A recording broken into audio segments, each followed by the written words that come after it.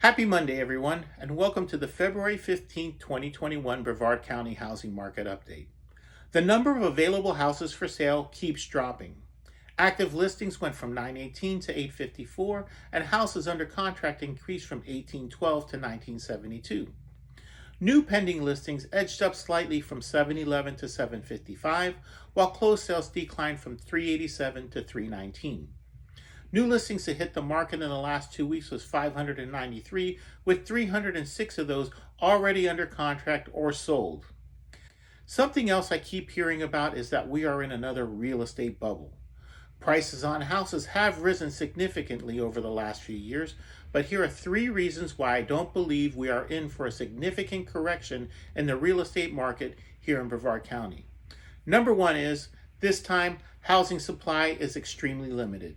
In real estate, supply and demand are measured in months' supply of inventory. The normal month's supply of inventory for the market is about 6 months. Between 2006 and 2008, the month's supply of inventory increased from 5 months to 11 months. Inventory has been under 5 months for the last 3 years, under 4 months for the last 13 months, and under 3 months for the last 6 months, and currently stands at 1.9 months, a historic low. Remember, if supply is low and demand is high, prices naturally increase. Number 2, this time the housing demand is real. Many people got caught up in the frenzy during the last boom and bought houses based on an unrealistic belief that housing values would continue to escalate.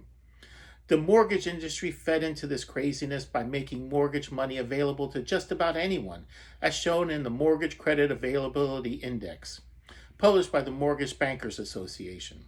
The higher the index, the easier it is to get a mortgage. The lower the index, the more difficult it is to obtain one. Prior to the housing boom, the index stood just below 400. In 2006, the index hit an all-time high of over 868. Again, just about anyone could get a mortgage.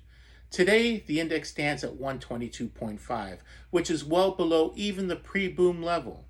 In the current real estate market, demand is real, not fabricated. Millennials, the largest generation in the country, have come of age to marry and have children.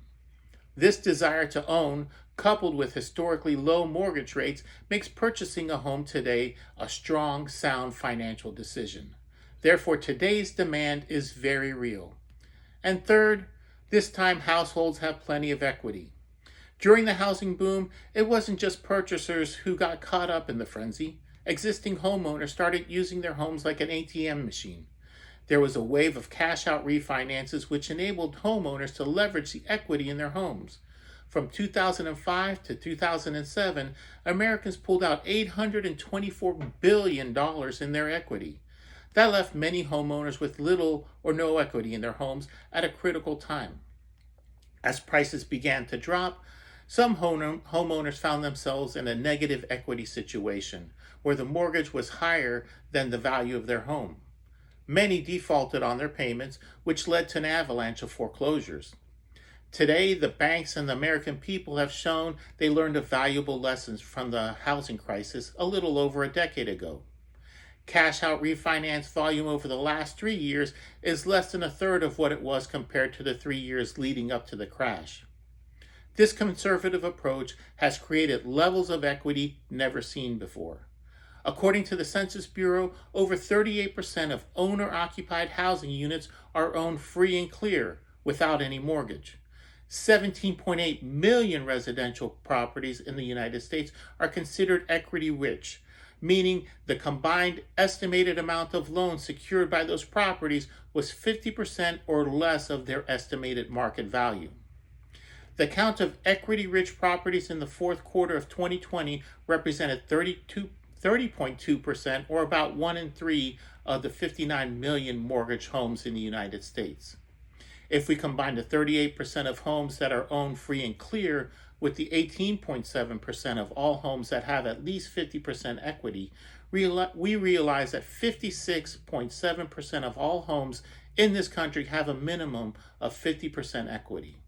That's significantly better than the equity situation in 2008. This time, housing supply is at a historic low. Demand is real and rightly motivated. Even if there were to be a drop in prices, homeowners have enough equity to be able to weather a dip in home values. This is nothing like 2008. In fact, it's the exact opposite. To see how the housing market is affecting you directly, please feel free to call, text, or email me. I look forward to hearing from you soon.